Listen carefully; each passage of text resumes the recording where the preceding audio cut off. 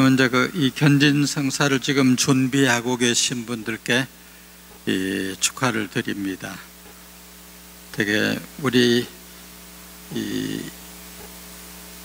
원래 이 견진성사하고 세례성사는 하나였습니다. 그리고 옛날에는 어른들에게만 세례를 주었죠. 왜냐하면 그 박해 시대에는 생사 문제이기 때문에요. 이 그리스도 신자가 된다는 것은 죽음을 의미하기 때문에 죽을 각오가 되어 있는 어른들에게만 주었거든요. 그러다가 이제 그리스도교가 자유를 얻고 심지어는 국교까지 됐죠. 그리고 나서는 이제 어린이들도 세례를 받을 수 있게 됐습니다. 그래서 어린애에게 견진성사까지 주는 것도 너무하고요. 그래서 좀 철이 들 때를 기다려서 견진성사를 준 게 오늘날 여기 계신 분들이 다 어른들인데요.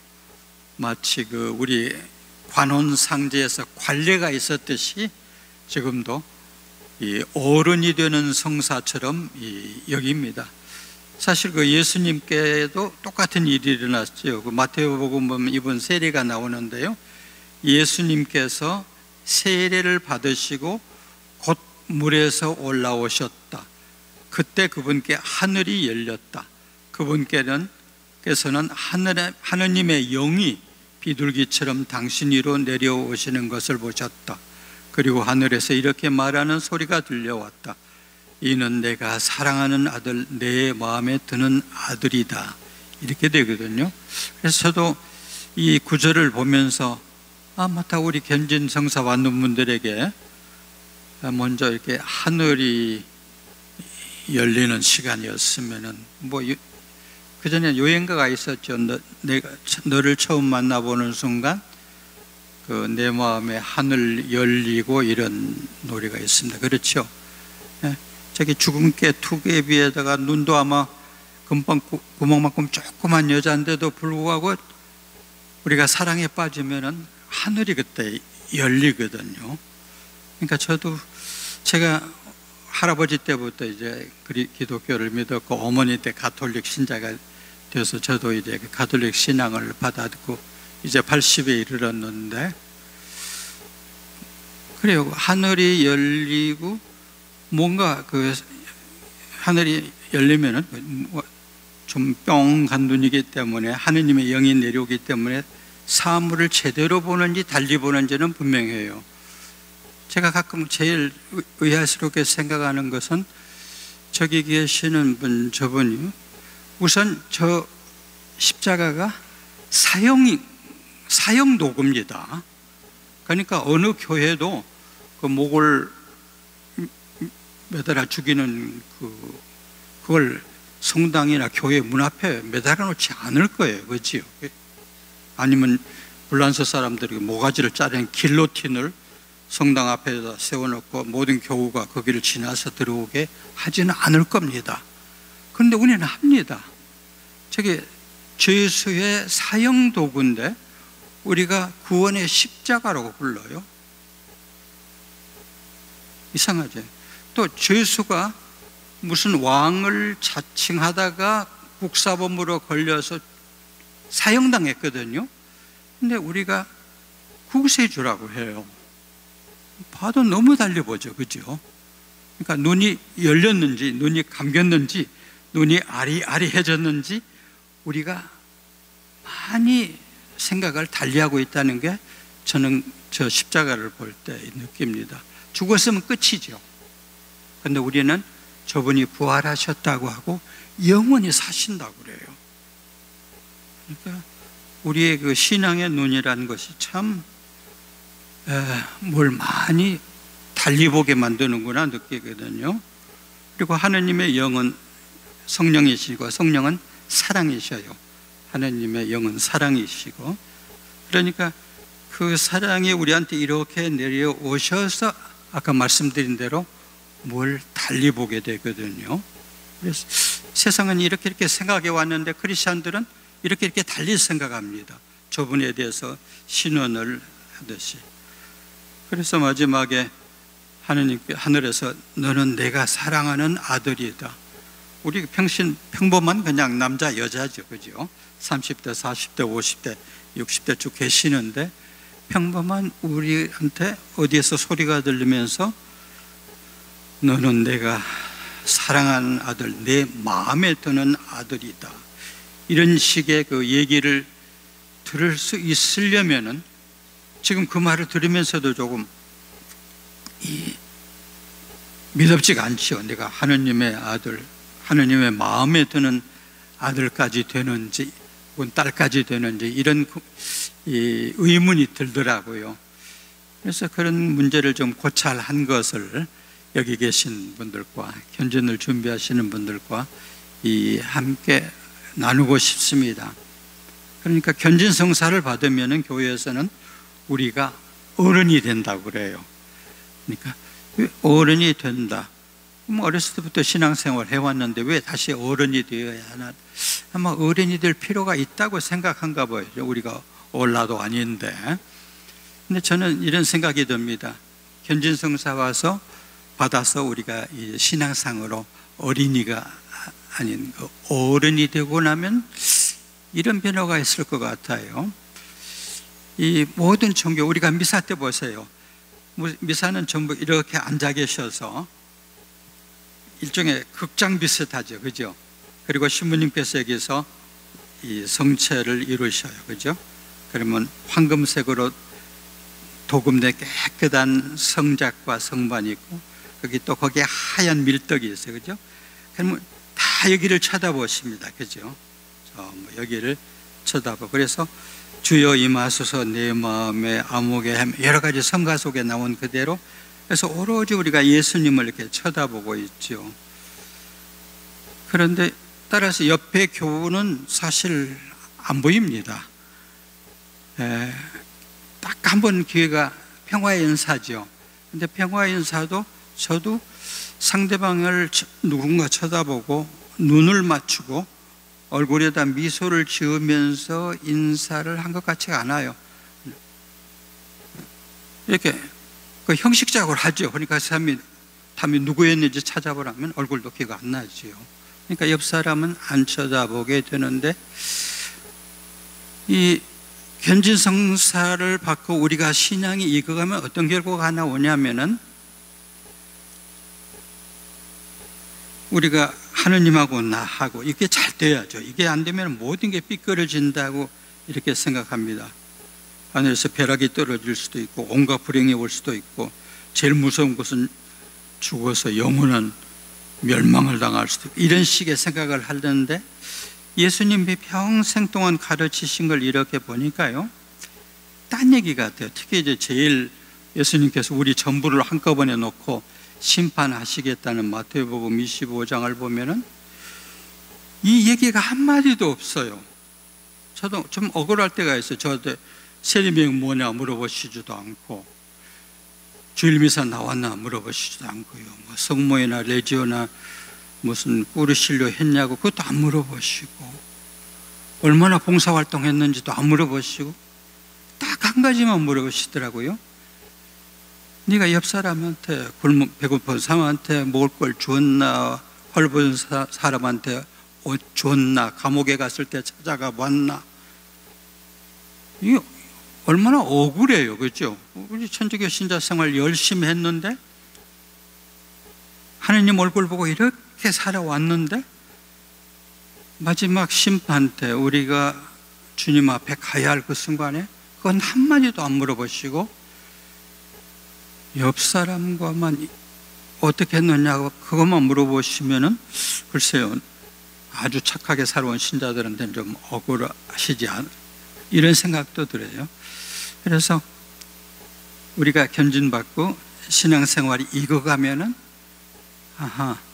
이것만이 아니고 이것이 아마 신앙생활의 핵심일 수 있어서 그래서 그리스도교는 열 십자가를 딱 한꺼번에 해서 이걸 잘해야 이것이 잘 된다는 이런 가르침을 내리시지 않았나 그런 생각이 들더라고요.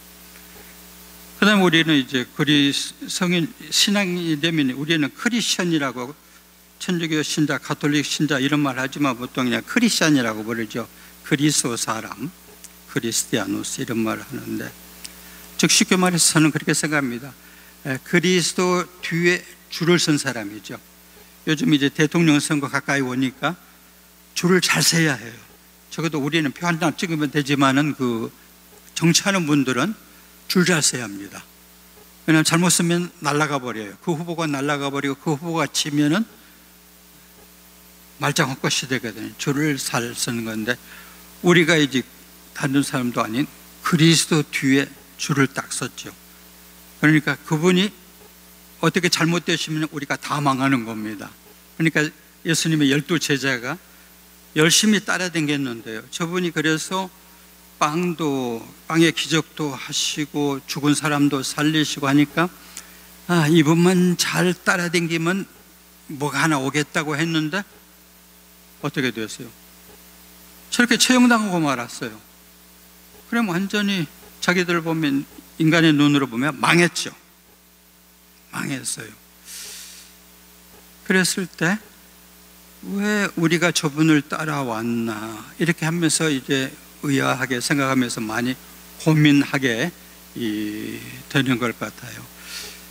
그래서 일단 그 고백성사가, 이 견진성사가 우리를 신앙상으로 어른이 되게 한다면요, 되게 어른 되면 어렸을 때는 학교 다니고 집에서 있고 유아원, 유치원, 학교, 중학교, 고등학교, 학원까지 열심히 다니지만 일단 어른 되고 나면 우리는 할 일이 있죠. 보통 직장에 나가서 돈을 벌어야죠. 그죠?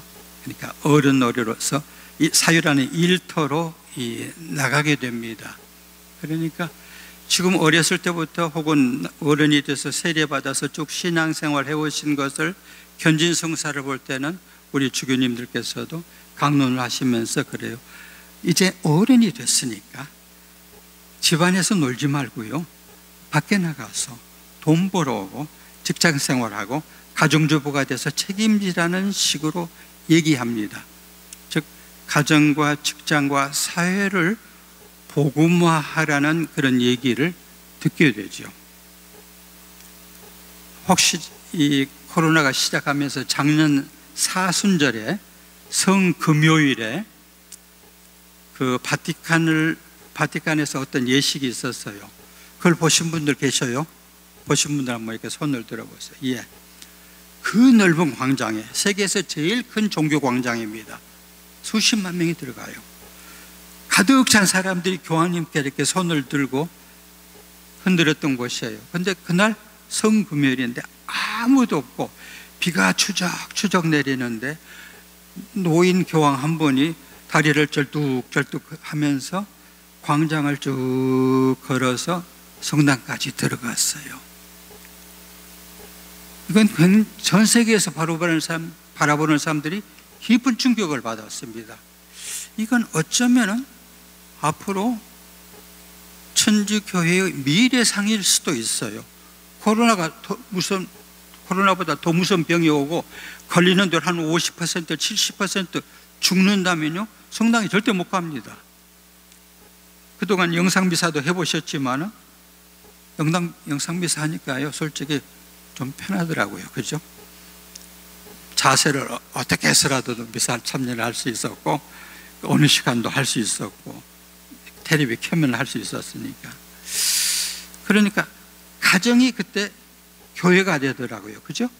우리가 혼자를 하든 부부가 함께 하든 온 가족이 텔레비 앞에 앉아 있었던 가정, 그리고 사회, 여기서 우리가 신앙생활을 하지 성당에 이렇게 모여서 하지 않을 수 있다, 성당에 모이지 못할 수도 있다, 이런 생각이 드니까 교황님께서 견진성사를 받으면요, 성당 안에 머물지 말고 성당 밖으로 나가세요. 나가면 사고 나는데요, 사고 치더라도 나가세요. 나가서 사고 치세요. 이런 얘기를 하시거든요. 그 얘기는 조금 더 하겠습니다. 그러니까 우리가 견진성사를 받을 때 이렇게 보나시모님께서 이 강사를 불러서 특강을 하시고 지금 하시는 거거든요. 하여튼 시모님께 감사드리고 또 본당 회장님께 감사드립니다. 이런 얘기를 교우들과 나눌 수 있게 해주셨어요. 그러니까 견진성사를 준비하는 우리가 왜 어린애가 아니고 어른이 되어야 하는가는 한번 함께 우리가 생각해 볼 수 있을 것 같아요. 지금 프란치스코 교황님이 교황되자마자 문서를 한 5개 내셨어요. 근데 전부 무슨 기쁨이에요. 복음의 기쁨, 사랑의 기쁨, 부부들이 하는 거 사랑의 기쁨, 그 다음에 기뻐하고 즐거워하라, 다 기쁨입니다. 그러면 왜 교황님이 저분이 이렇게 기쁜 얘기를 많이 하시는지 우리가 이유를 물을 수 있었어요. 교황님께서 그런 말씀하시는 거예요. 우리가 성당 가보면요, 성당 가보면은 너무 엄숙해서요, 신부님 얼굴 표정은 그분이 쓰신 글이에요.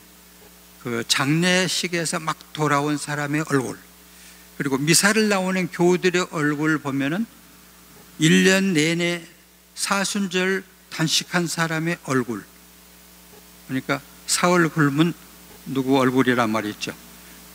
그런 식의 그런 얼굴을 보는데 엄숙해서 그런지 모르지만 남이 신자 되고 싶은 마음이 생기느냐.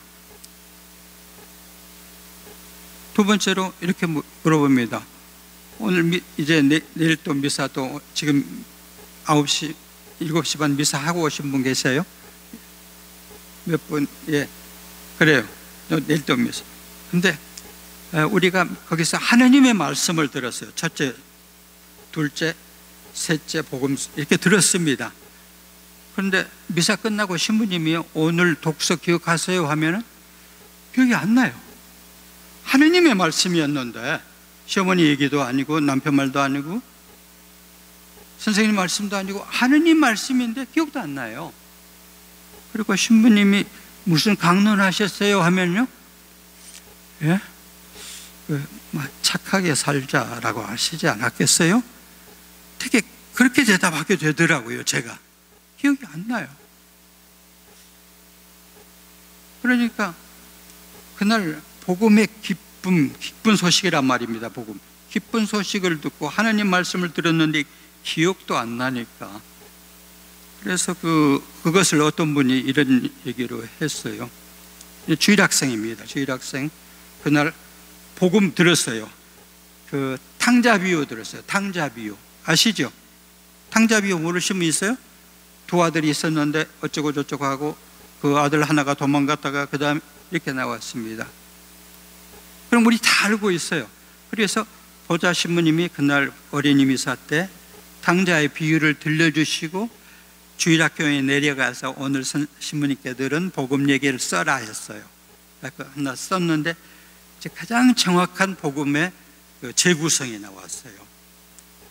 우당탕탕탕탕, 아버지 어디 가십니까? 몽둥이까지 들고 그놈이 돌아왔다. 여기가 어디라고 돌아와? 어떻게 하시려고? 어떻게 하긴 집안을 망신시킨 놈인데 다리 몽둥이를 부러뜨려서 내쫓아야지. 그래요. 아버님 제가 도와드릴까요? 그래라.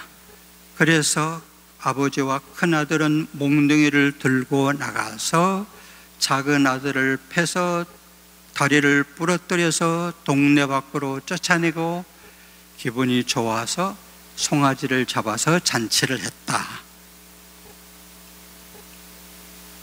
조금 다르죠, 그죠?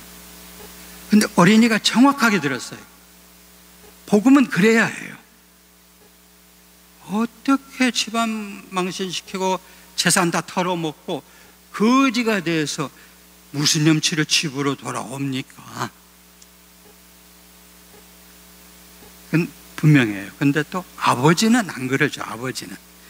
아버지는 죽은 줄 알았더니 살아왔다고 버선발로 달려가서 끌어안고 입을 맞추고 새 옷을 입히고 잔치를 베풀어요.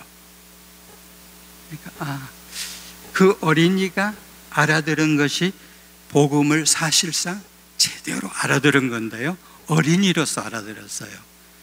그리고 예수님께서 해주신 것은 아버지로서 하시고, 우리가 어른이 됐을 때는 우리가 자식 낳아서 키우고 사고치고 가출을 하고, 아버지는 그 녀석 돌아오기만 하면 때려 죽이겠다고 벼르고 있고, 어머니는 몰래 나가서 남편이 잠든 걸 보면 가서 대문을 살짝 자물쇠를 열어놓고 들어오죠.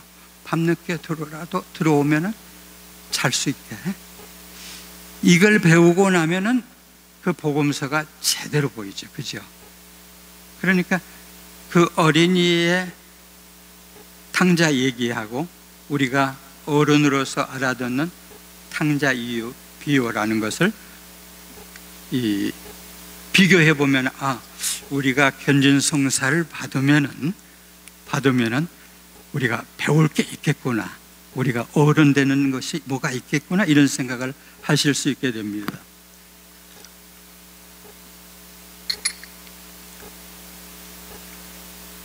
우리가 성체성사가 우리 신앙생활의 중심이죠. 주일 미사가, 매일 미사도 좋지만 특히 주일 미사는 우리가 신앙생활의 핵심으로 여기게 됩니다. 그러면은 견진성사 전과 견진성사 후에 우리의 미사는 어떻게 다를까? 아까 말씀드린 대로 적어도 하느님 말씀이니까요. 그날 첫째 독서, 둘째 독서, 복음은 줄거리라도 기억해 두시면 좋습니다. 내일 미사 아직 안 하신 분, 내일 하실 분은, 또 오늘 하신 분은 기억해 보세요. 첫째 독서에서는 예언자, 하느님의 사람이란 사람이 있어요. 근데 하느님의 사람치고 예언자치고 구약에서요, 제 명에 죽은 예언자가 한 명도 없어요. 하느님의 사람인데, 하느님이 딱 사람을 시켜서 너 가 해서 왔는데 사람 손에 맞아 죽지 않은 예언자가 한 명도 없습니다. 마지막 대예언자인 예수님까지 포함해서. 왜냐하면 그 예언자라는 사람들이요, 성경을 보면 한결같이 그래요. 지금 전쟁 나고요, 우리 왕은 피살당할 거고요, 우리 국민은 전부 포로로 끌려가서 외국에서 살다 죽을 거예요. 이런 불길한 얘기를 하면 가만두겠습니까? 그러니까 그 대사제가 그 예언자를 불러요. 야, 이놈아, 너 여기서는 더 이상 시끄럽게 하지 마. 저 남쪽으로 가. 거기에서는 네 혼자 짓거리고 벌어먹고 살아. 여기는 우리 임금, 우리 대통령, 우리나라야. 꺼져. 이렇게 합니다. 그래서 그 예언자가 쫓겨나요. 쫓겨납니다. 왜 성경에서 이런 얘기를 들려줄까? 또 두 번째는 다른 또 바울로 독서고, 복음에서는 그렇습니다. 예수님께서 너희들이 어디든지 가서 복음을 전해라. 근데 그 사람들이 네 말을 안 듣고 시비를 걸고 소리를 지르고 하면은, 좋아, 나와서 신발을 탈탈 털어버려. 이 세상이 끝날 때 그 동네는 정말 엄한 심판을 받을 것, 이런 얘기를 이렇게 하시거든요. 그런 얘기를 들 때 우리가 성체성사에 대해서도 이런 얘기로 저도 기억하기 때문에 그렇죠.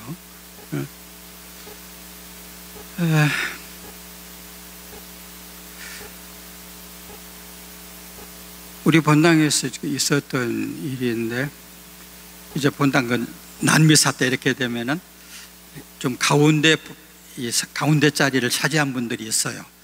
되게 성모회 회원들, 프레시디움 그 멤버들, 구르실리스타들이 되게 딱 저기 자리 잡고 있었는데, 그쪽에서 이렇게 수수수 소리가 들리더라고요. 근데 무슨 소린가 이렇게 보니까, 왜 저게 나타나서 저 조단거리 왜 왔어?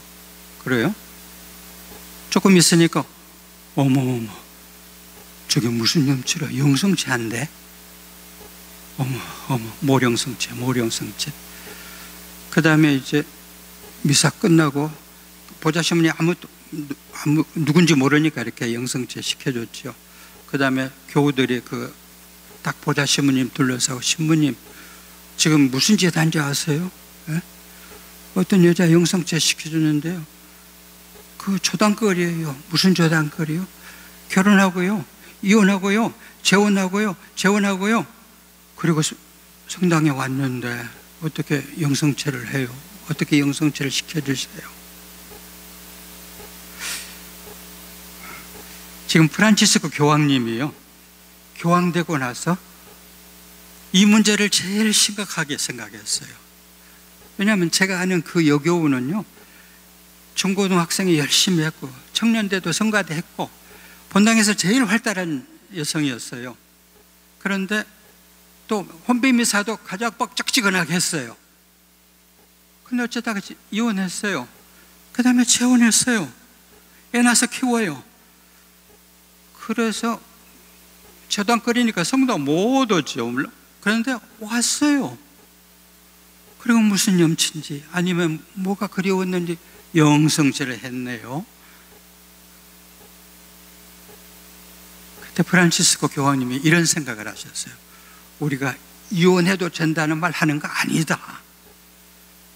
그런데 우리 사회에서 현재 대한민국 사회에서 3분의 1이 전 세계 통계입니다. 3분의 1이 이혼해요. 혼배 미사를 해도 이혼해요. 관면 혼배해도 이혼해요. 그리고 또 재혼해요. 재혼해서 자식 낳아요. 거기도 안 되면 또 다시 재혼해요. 이렇게 하는데 그러면 3분의 1이 그렇게 됩니다. 그럼 거기서 한 2명씩 되면은 12억 가톨릭 신자에서 4억이 그런 사고를 치면은 자식까지 하면 8억이 되는데 성당 얼굴도 안 내밀죠. 왜? 초당거리니까. 그런데 그래도 어찌다 성당을 찾아와요. 찾아와요. 이걸 어떻게 할 것이냐 했을 때 교황님이 이 사람들도 아버지 집이라고 찾아왔는데 시모님께 고백성사를 받고 소문 안 나고 우리 본당 그 여자처럼 모든 성모 회원들과 프레시디움 단장들이 조당거리라고 아는 여자면은 좀 다른 문제지만은 모른 본당에 가서 고백성사 보고 고백성사 본다고 그래서 지금 청산하고 이 자식들은 다시 뱃속에 다 넣고 없었던 걸로 하고 처음 남자 만나서 처음 만난 그 남자도 이미 재혼해서 사는데 어떡합니까? 하겠습니다 하지 않고 지금 저는 혼배 조당을 깨뜨렸기 때문에 죄인입니다. 그러나 용서해 주십시오 라고 하면은 사함을 주고 영성체를 하게 해라 그런 거예요. 그래서 교황님이 그러면 온 세계로부터 박수를 받았느냐? 아닙니다. 그분이 이 발표를 하니까 교황님 가장 가까이 모시는 추기경님들이요 12명이나요 공개 편지를 썼어요. 교황님 제정신 있으세요? 이렇게 항의를 했어요. 항의를. 왜냐하면 지금 그 탕자 얘기하고 똑같습니다. 다리 몽둥이를 부러뜨려서 집에서 쫓아내야 해요. 돌아온 작은 아들도 기대한 건 그것뿐이었어요. 처음에는 죽으라고 맞겠지. 골방에 갇히겠지.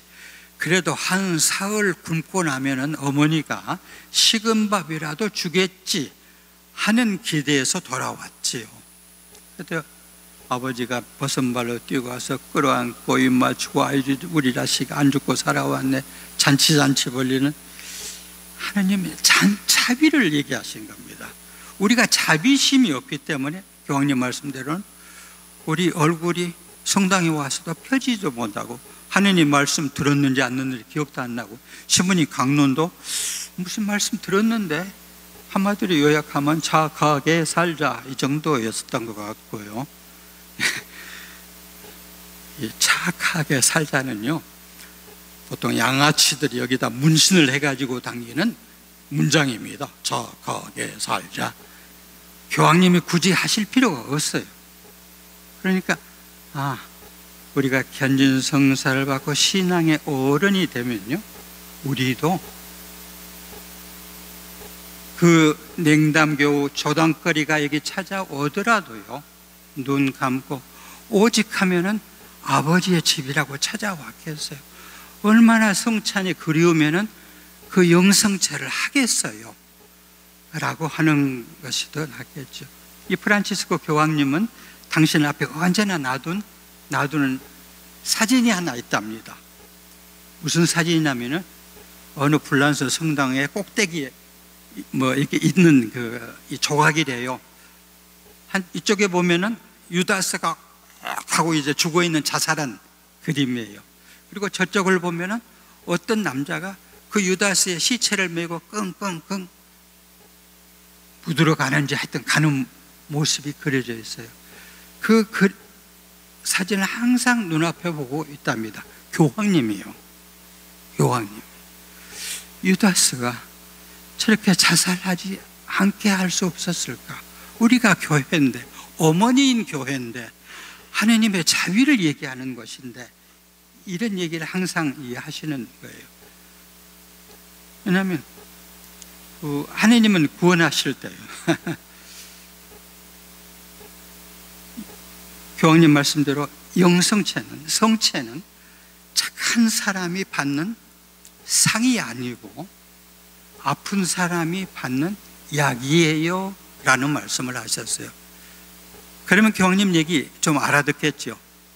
그렇게 저 사람도 저런 영성체 기회를 주시는 것은 참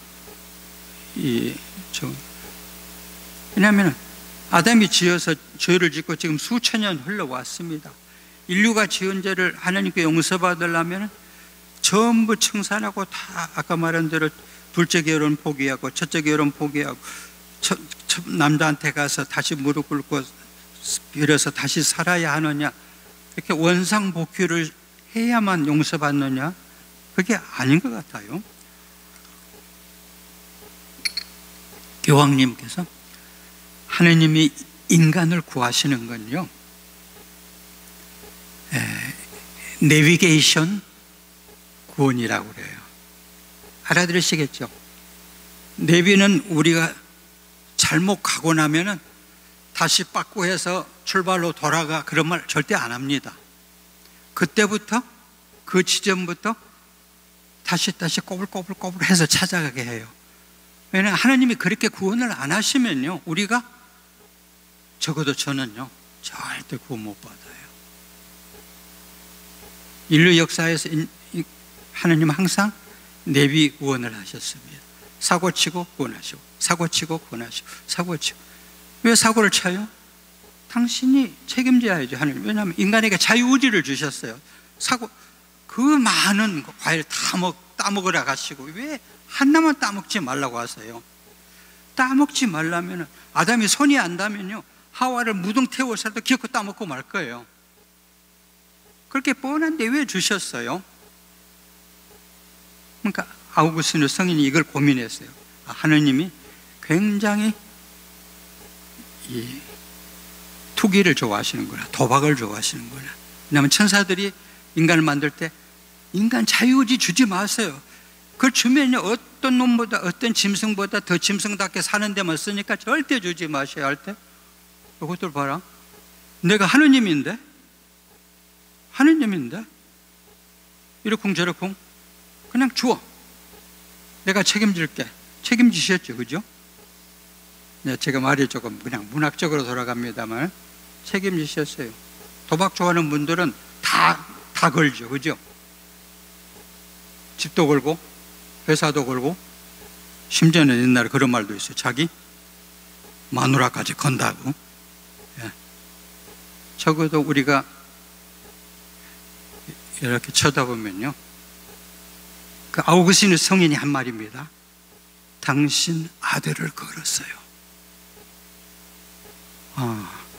즉 인간에게 자유의지를 끝까지 주신 겁니다. 그래서 그 자유의지로 하느님을 사랑하고, 잘못했을 때 용서를 빌고, 다시 넘어졌다가 일어나고 넘어졌다 일어나고 하면서 구원받는 길을, 그걸 이렇게 가르치신 것이죠. 그래서 성찬의 성사도 우리가 자비를 배우는 것이지, 용성체 줄 섰다가 들어와, 왜? 들어라니까. 제가 본 얘기예요. 제 앞에서 남자가 어리둥절하고 있으니까 강단 있게 여교가 나와서 남자를 끌어다가 자기 자리에 콱 눌러서 앉히고, 자기가 그 자리에 탁 섰어요. 미사포 딱 바로 잡아서 쓰고, 그따 이제 다가와서 성사도 안 받고 영성체 하려고 해요. 그러니까 영성체가 이 남편이 거래처에서 술 대접 받고 2차, 3차 간 것 같은데 나쁜 짓 하고 안 하고 왔는지를 알아보는 송사가 되어버린 거죠. 아니죠. 왜냐하면 우리가 영성체를 이걸 이제 교회에서는 모령성체라고 합니다. 죄가 있으면서 영성체를 하면은 무시무지한 벌을 받는다, 이런 것이 있어요. 바오로 사도가 코린토에서 했거든요. 누구든지 자기를 살피지 않고 함부로 주님의 살과 피를 영하면은 자기 심판을 먹는 거예요. 이 말을 우리 다 무서워합니다. 그런데 고린도 거기 11장을 이렇게 보면요, 무슨 죄를 지었다고 해서 영성체하면 안 되느냐 하면요, 누구는 성당에 와서, 옛날에는 다 같이 싸가지고 와서 저 밑에서 다 같이 저녁 식사를 하고, 그리고 나서 마지막으로 신부님께서 잔을 축성해서 한 바퀴 돌리고 빵을 축성해서 입가심으로 한 바퀴 돌리고, 그것이 성찬이었습니다. 그런데 누구는 일하다가 늦게 와서 배가 쫄쫄 굶어요. 누구는 배 터지게 먹고 포도주도 건하여서 곤드레만드레해요. 이 죄를 얘기한 겁니다, 사도는. 예수님께서 빵을 쪼개죠. 제자들에게 주시죠. 그러니까 빵을 쪼개면은 그때 성사가 되죠. 혼자서 배 터지게 먹어버리면은 성사가 안 되고, 사도 바울은 그건 죄입니다 라고 말하거든요. 여기서 사람이 굶어 죽는데, 어디서 굶어 죽는데, 어디서 코로나로 몇십만 몇백만이 죽어가는데, 그런 놈들은 죽어도, 이렇게 했을 때요, 사도 바오로가 아니라고요. 그래서 지금 이제 견직률을 받으시니까 말씀드리는 겁니다. 여러분들께서 우리가 빵을 쪼개야만 이것이 성사가 되고, 쪼개서 나눠주시거든요. 혼자서 먹으면 성사가 안 된다는 그 가르침이 들어있기 때문에, 마테오 복음에도 마르코 복음에도 루카 복음에도 다 그 얘기 나와요. 예수님께서 최후 만찬에 제자들과 잔치를 베푸시면서 빵을 드시고 포도주를 드시고, 그런데 요한복음에는 안 나와요. 요한복음에는 안 나오고, 성체성사 세우신 얘기 안 나오고, 예수님께서 너희는 서로 사랑하라 하신 말씀을 하고, 당신이 양복을 벗고 띠를 두르고 제자들 발을 씻어주신 얘기만 나와요. 그러니까 사랑을 못하면은요, 사랑을 못하기 때문에 여러분이 미사에서 나오면서도 얼굴에 밝은 복음을 들은 주님의 몸과 피를 영한 그 기쁨에 차서 나오시는 게 아니라, 그냥 너무나 엄숙하고 너무나 우울하고, 교황님 말씀대로 되면 1년 내내 대제 지키는, 단식제 지키는 사람 얼굴 표정을 하고 있고, 이런 얘기를 듣는 것 같아요. 그래서 이제 교황님께서 이런 얘기를 하면서 우리가 이제 빵을 나누는 것이 성체 성사에 제대로 참여하는 거다. 따라서 이것을 하여라라고 하거든요. 시모님께서 그 말씀을, 예수님 말씀 그대로 들려주십니다. 너희는 나를 기억해서 이것을 해라. 그런데 지금 여기 오래되신 분들이 기억날지 몰라, 옛날에는 이것을 하여라 아니었어요. 이 예를 하여라 그랬어요. 그런데 성경 그것은 틀린 겁니다. 성경 어디에도 이 예를 하여라 말이 없습니다. 이 예를 하면 우리가 미사하고요, 헌금하고 영성치 하면 끝나요. 근데 이것을 하여라 하면요, 빵을 쪼개줘야 하네요. 또 그분은 지금 이것이 끝나자마자 겟세마니에 가서 체포돼서 24시간 안에 체형 나가고 끝나요. 당신 목숨을 내놓는 엄청난 일이 있거든요. 이런 사건을 두고서 미사의 뜻이 상당히 깊구나, 우리가 생각하는 것보다 영성체라는 것도 상당히 깊구나, 이런 생각을 하게 되죠. 아까 시모님 소개하시는데, 제가 함양에 삽니다. 지리산 밑에 살아요. 그 문정이라고 하는데, 칠성교가 가까운 곳에서 삽니다. 정말 산세가 너무 아름다워요. 뭐 퇴직하고 나서 거기서 할 일이 없으니까 쭉 하고 있는 게 아우구스티누스 성인이 쓴 책들을 우리말로 번역하는 거예요. 다 라틴말로 쓰셨기 때문에 이제 좀 고생을 하는 겁니다. 몇 권이라도. 그러면 그 중에 한 100권 넘은 책에서 제일 중요한 책이 신국론이라는 게 있어요. 거기 뭐 하느님의 나라 그런 말입니다. 하느님의 나라. 그런데 이렇게 두꺼운 더군다나 3권이에요. 이걸 읽으려면 정말 우리 머리털 다 빠집니다. 근데 그 책을 이렇게 보면은 그분이 지금부터 1700년 전에 쓴 책이에요. 아담, 하와, 그 이전에 천사들부터 시작해서 인류가 끝날 때까지를 역사를 쫙 써요. 그러면서 마태복음 25장에 염소와 양을 나누고 구원받을 사람과 멸망을 한 사람을 나누듯이 거기도 사람들 두 패로 쫙 나눠서 지상의 도성, 하느님의 도성으로 나누더라고요. 그리고 나누는 기준이 그런데 재밌어요. 누가 지상의 도성에 들어가고 누가 하느님의 도성으로 들어가느냐 이렇게 딱 나누는데 거기에 이런 말을 씁니다. 사회적인 사랑을 하는 사람은 그 사람의 신앙은 안 물어봐요. 하느님의 도성에서, 하느님의 나라에서. 근데 사사로운 사랑을 하면은 그 지상의 도성에 속해요. 우리 이웃을 내 몸같이 사랑하면 가까운 사람부터 사랑하거든요. 처자식부터 사랑하고 우리 아이들부터 사랑하고 친구들 사랑하고 같은 뿌리에서 같은 성모에 같은 꿀을 실려기서 하면서 서로 이렇게 사랑하지 않습니까? 그런데 이 아우구스티누스 성인은 하느님의 도성에 정말로 속하려면요, 정말로 속하려면은 사회적인 사랑을 해야 한다. 그러면서 너의 사랑의 폭을 무한히 넓히라는 얘기를 하고 있어요. 그러니까 이 말이 어려워요. 이게 사회적인 사랑이 뭡니까? 라고 하니까 베네딕토 16세요. 지금 교황님 앞에 그 교황직 내놓으신 분이 있죠. 아주 엄격하신 분인데 그 교황님, 이제 저는 그 앞에 요한 바오로 2세 교황님 때 대사로 파견 갔어요. 그러니까 저 대통령이 보낸 특명 정권 대사입니다 하고 신임장이란 편지를 교황님한테 줘요.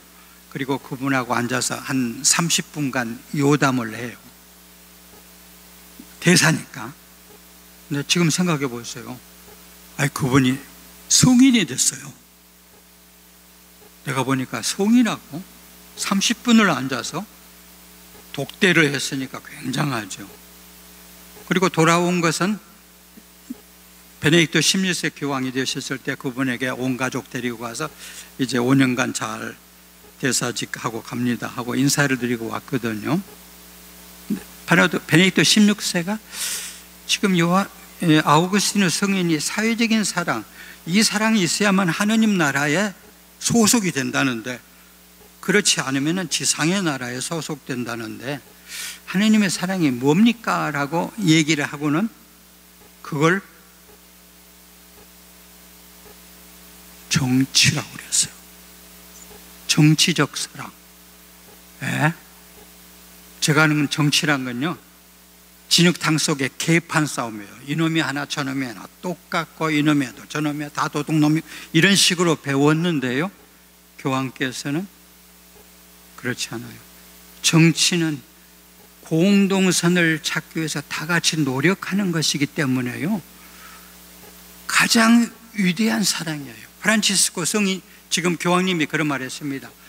사랑 중에서, 하나님께 받는 사랑 중에서, 우리 신앙인이 할 수 있는 사랑 중에서 가장 위대한 사랑은 정치적 사랑이다고. 그게 무슨 말씀인지요? 이런 생각을 해봐요.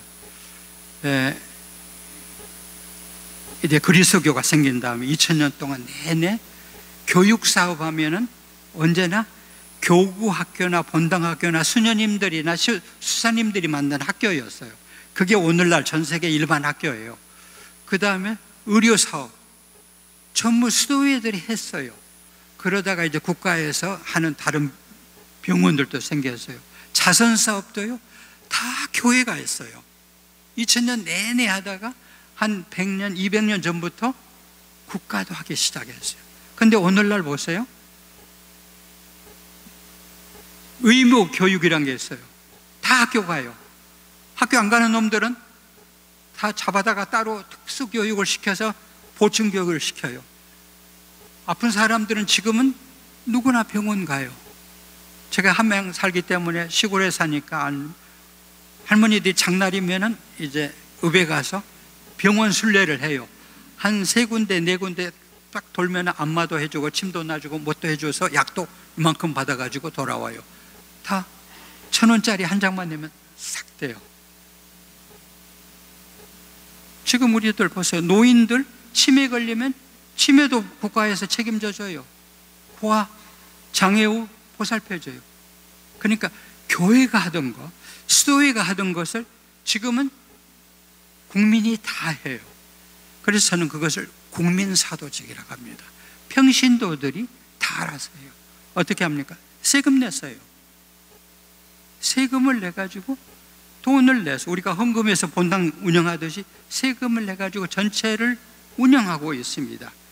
이런 놀라운 국민사도직을 하고 있어요. 그러니까 정치적 사랑이란 말을 교황님께서 하신 이유는 여러분이 이미 국민사도직을 해서 세계 문제를 다 책임지고 있습니다. 우리 주변에서 노인들이 혼자 굶어 죽는 일이 있습니까? 없지요. 도시락이라도 배급을 해요. 돈 없어서 병원 못 갑니까? 그러면 국가에서 책임져요. 학교? 돈 없어서 여자라고 학교 못 가는 일 없습니다. 적어도 고등학교 때까지 이제 의무 교육이 되고 앞으로도 대학, 제가 박사 학위를 하러 이태리 가서 4년 동안 낸 월사금이요, 우리나라 대학교 한 학기 등록금에 불과했어요. 전액이. 그렇게 공부했어요. 그러니까 이 문제를 하면서 국민사도직을 하는데, 국민사도직을 어떤 정신으로 하느냐가 이제 그 견진성사를 받는 사람이 하느님의 영을 받아야 할 이유가 됩니다. 여기 좋은 아파트가 많더라고요. 특히 바닷가로 얼마나 의리의리한지요. 그때 세금이 올라가죠, 그죠? 그럼 만약에 모처럼 살만한 돈을 다 뜯어가 버리네. 이건 도둑놈들 아니야, 이건 빨갱이들, 이렇게 말할 수도 있지만, 내가 그 좋은 아파트 살고, 저가 살던 지금 서울 우이동 집도 헐려요. 그래서 60평 됐기 때문에 이제 헐리면 아파트가 지어지고 30평짜리를 준대요. 그래도 내가 살던 60평 땅에 층층층층이 생기고 여러 사람들이 살고 그 중에 제 아파트도 하나 준다니까 이거 고맙다고 이렇게 생각할 수 있죠. 그러면 땅을 나누어서 쓰는 거잖아요. 그러니까 이렇게 하면은 얘기가 좀 다른 것이죠. 그래서 그 정치적인 사랑, 사회적인 사랑, 한마디로 아주 쉽게 말하면 팔이 바깥으로 널리 펴지면은 사회적인 사랑, 전체적인 사랑입니다. 왜냐하면 팔이 안으로 굽거든요, 그죠? 우리 가만히 놔두면 저절로 이렇게 돼요, 그죠? 누가 잡아서 끌어야 겨우 이만큼 버려다가 다시 이렇게 되는데, 우리가 신앙생활하고 견진성사를 받고 하느님의 영을 받으면은 그쪽으로 간다는 얘기가 나오지요. 그래서 아까 제가 성체성사를 이렇게 들어보면 우리 신앙이 좀 성숙해야겠구나 이런 생각이 들었듯이, 저는 몇 가지 이런, 이제 우리가 여기는 부산이니까요, 이런 얘기를 하고 싶어요. 예수님이 기적을 하셨어요. 많이 하셨죠, 그죠? 빵도 많아지게 하시고 병자도 낫게 하시고. 근데 제일 센 기적은 죽은 사람을 낫겠죠. 야이로의 딸도 낫게 하고, 회당장의 딸, 그 다음에 백인대장의 아들도 낫게 하고, 마지막에는 기억나십니까? 라자로라는 죽은 지 사흘 돼서 벌써 땅속에 묻지 않고 거기는 굴 속에 묻으니까 굴 밖으로 그 썩은 냄새가, 쉬치 냄새가 나는데 살렸어요. 사람들이 깜짝 놀랐겠죠. 근데 그 소식이 즉시 서울로 가요. 청와대로 들어가요. 그래서 회의가 열립니다. 그리고 이 사람 죽여야겠다. 그대로 놔두면 다 그 사람을 따라가 버려. 그러면 큰일 나. 죽여 없어야 해. 그때 한 사람이 그 당정회의에서 항의를 합니다. 우리가 그래도 법이 있지 않소. 그 사람을 불러다 놓고 얘기를 들어보고, 아, 이 사람이 사상이 불순해. 기적은 하지만 그대로 놔두면 뭔가 크게 일을 저지를 사람이야. 없애야겠어. 라고 할 수 있는, 그 사람 얘기도 안 들어보고 소문만 듣고 여기서 사형 언더는 내려놓고 검찰, 경찰이 알아서 하게 하는 법이 있습니까? 하고 항의를 해요. 니꼬데모라는 사람입니다. 그러자 회의 의장이 딱 일었습니다. 니꼬데모, 당신 갈릴리아 사람이야? 그럽니다. 성경을 샅샅이 연구해 보라고. 성경에 갈릴리아에서 예언자가 나온단 말 없어. 갈릴리아에서 나왔기 때문에 나자렛 예수가 라자로를 살리는 기적을 하고도 그 기적 때문에 사형당합니다. 우리 신앙인에게 어떤 영감을 줄 수 있죠. 우리 팔이 안으로 굽으니까 자연히 이렇게 사랑해요. 그래서 우리 고향, 우리 동네 하다 보면 영남, 호남 갈라지고 남과 북이 갈라지고 지역감정에 철저하게 되죠. 다른 사람들은 그렇게 할 수 있지만 우리 신앙인은 못해요. 왜? 우리 주님이 지역감정으로 처형당해서. 그래서 그 INRI 십자가에 항상 꽂혀 있습니다. 그 영자로 써졌어요. INRI, 약자로 첫 글자만.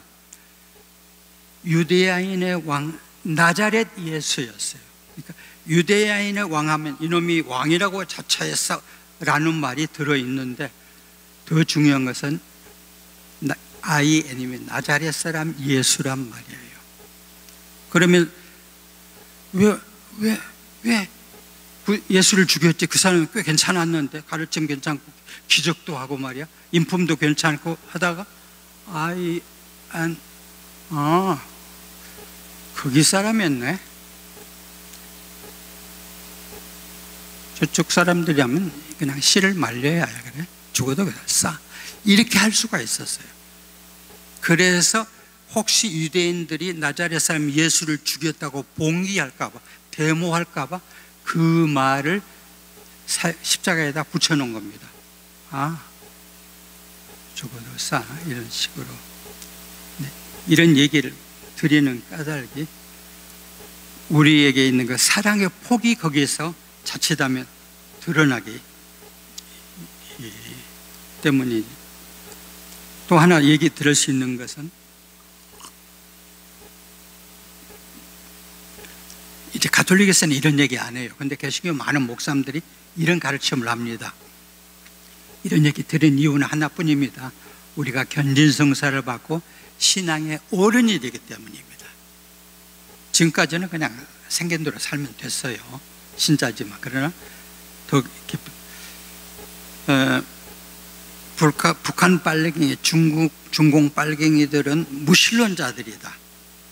그러니까 무신론자니까, 하느님을 안 믿으니까 사탄의 하수인이다.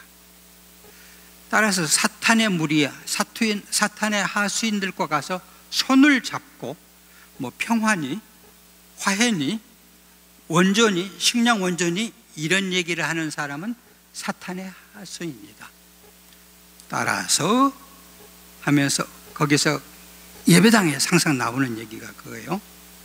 김대중, 노무현, 문재인 이런 사람들이 남북으로 그렇게 했던 사람들은 사탄의 하수인이다. 따라서 멸망시켜야 할 사람들이지, 이런 얘기가.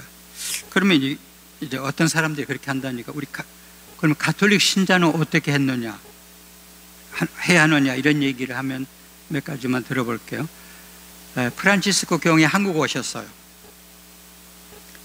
2014년에 오셨죠. 8월에. 그죠? 기억나시죠? 예. 저는 2013년에 11월 달에 그분 배울 기회가 있었는데 좀 얘기 나누면서 교황님, 전 세계에서요 분단 국가가 한국 하나밖에 없어요.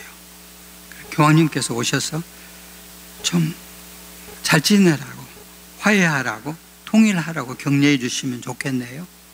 그랬더니 이렇게 쳐다보시더니 대사님 무슨 말씀 하시는지 알겠네요. 그 다음에 하여튼 오셨어요. 오셔서 방문 다 끝나고 8월 18일 명동에서 미사 끝나고 하셨죠. 그 미사에 이런 말을 했어요. 내가 이 미사요, 마지막 미사인데 한민족의 화해를 위해서 드립니다. 여러분이 한민족인데요. 한민족인데를 8번 하셨어요. 짤막한 그 명동 미사강. 역사적으로 60년 이상 얼마나 여러분 고생했는지 알고 있어요. 그런데 여러분 가톨릭 신자인데 그 남과 북이 화해하는데, 용서하는데 기여를 하셨어요? 이런 얘기를 물어보시는 거죠. 이런 때 생각나요. 그죠? 그 성찬의 성사가 나눔 쪼개미입니다.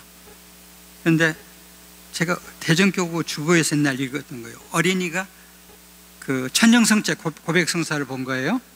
그 천정성체 고백에서 아기가 무슨 죄가 있겠어요. 신부님 저 밥 먹었어요 하고 고백 성사를 봤어요. 그러니까 신부님이 왜 밥 먹은 게 죄니? 제가요 어젯밤에요 텔레비 보니까요 이북에요 어린이들이 빼빼 말라가지고 굶어 죽는다고 텔레비에 나왔어요. 근데 제가 아침에 밥을 먹었거든요. 라는 어린이하고요, 그 김수환 추기경 계실 때는 서울교구가 한 끼니 국수 보내기 운동했습니다. 북한에 굶는다고. 그 국수 운동해서 이제 본당 입구에서 이 서명을 받으면요 큰 소리 치는 분들이 있어요. 빨갱이들한테 주고가면 다 굴량 밀었어요. 그놈들한테 쫄쫄 굶어야 해요. 그래야지 다 같이 일어나서 김정은의 정권을 때려부시고 이런 얘기를 나왔어요. 그때 이 교황님 말씀은 그게 아니죠. 내가 여러분이 한민족이니까. 그리고 제가 대사로 있을 때 요한이 바오로 2세, 베네딕토 16세 이 교황님들이 북한에 대한 식량 원조를 하란 말을 5번이나 하셨어요. 전 세계 외교관들 다 모아놓은, 모든 대사를 모아놓은 자리에서. 이제 그는 교황님이에요. 그리고 요즘 뉴스 나오죠. 교황님이 북한을 가시겠다네. 요즘 수술하셨어요. 수술해서 정신 돌아오자마자 나 북한 가야 하는데 이런 말씀하셨어요. 왜? 세계에서 쪼개져 가지고 아직도 아웅다움에 싸우는데 이 나라가 지들끼리 아웅다움하면은 어쩔지 모르겠지만은 교황님이 보니까 자칫하면은 세계 대전이 일어날 자리예요. 아, 얘들 말려야겠다 이런 생각을 하시고. 우리 주교님들이 어떻게 하시는지 아세요? 2019년 주교회에서 2019년 12월 1일부터 2020년 11월 20일까지 한반도 평화를 위해서 밤 9시마다 주무경을 바치자 했습니다. 여기서 몇 분 바치셨는지 모르겠네요. 그리고 작년에 끝났잖아요. 앞으로도 계속하자. 그리고 6월이면은 민족 화해를 위한 미사를 하자. 6월 25일은 모든 교구에서 주교님이 주례하는 미사를 하자. 이건 교회가 가르치는 건 이거예요. 그러니까 그 남북 회담할 때 나는 텔레비를 꺼버렸다. 사흘 동안. 나는 그것만 보면 이빨이 갈려서 잠이 안 오는, 이렇게 가톨릭 신자는 얘기를 못하죠. 왜? 우리가 견진성사를 받아서 이 하느님의 영을 받으니까요. 우리 본당에서 6.25 미사, 청년 미사도 있었어요. 그래서 청년 미사 때인데, 그러니까 토요일이죠. 어떤 청년이 신자들의 기도를 받쳐서 하느님, 김정은 가족이 빨리 몰살당해서 북한이 망해서 남북 통일이 되게 해주세요. 그러니까 우리 주여 우리의 기도를 들어주소서라고 했는데 뭐가 찜찜한 거예요. 그죠? 그래서 신부님이 미사 끝나고 청년을 불렀어요. 신자들. 그러니까 우리가 기도할 때는 말이다, 아무리 미워도 저주하는 식으로는 못한단다. 뭐 회개해서 어떻게 하게 해달라 이렇게 할 수는 있지만, 근데 청년이 대뜸 시모님 신자들이 기도도 마음대로 못하게 하면 내가 성당에 왜 나와요? 그 이튿날 엄마가 찾아왔어요. 주일날. 신부 당신 북한 좋아한다며 이북 가서 살아. 적어도 교황님이나 교회가 복음이 가르치는 것하고는 좀 다르죠. 이 얘기를 말씀드리는 이유도 그겁니다. 우리가 견진성사를 봐서 신앙의 어른이 됩니다. 아직도 유치하게 그렇게 생활하는 것이 아니고요. 그러니까 교황님께서 우리더러 말씀하시지 않습니까? 정치적인 사당은